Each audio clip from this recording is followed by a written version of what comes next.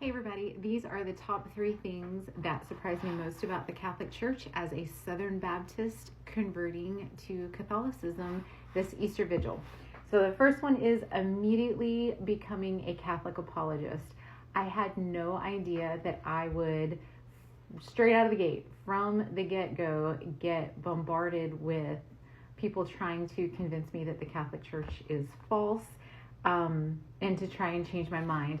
But coming from being a Protestant who was pretty much anti-Catholic, I already had those arguments, and those are the arguments that I sought out to prove and just ended up proving true. So any debate that I watched, I got to the point where I found myself taking the Catholic position.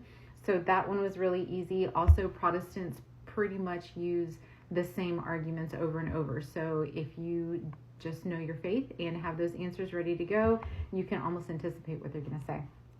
The second one is that I had to get an annulment, or I have to get an annulment before I'm able to finalize my confirmation and be confirmed into the church this Easter Vigil.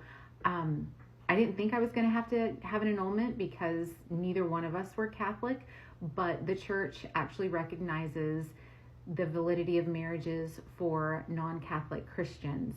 So I did have to go through the annulment process. It is currently with my diocese, and I am hoping to hear back on a decision pretty soon.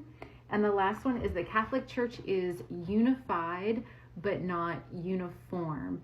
So in reading about the Catholic Church and reading the early church fathers, I kind of had this romanticized vision in my head that all Catholic churches and all parishes were going to be the same.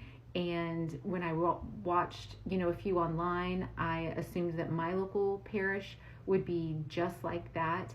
And while the order of the Mass is the same and the readings are the same, the way it is delivered and how the Mass is celebrated is not the same. The music can be different.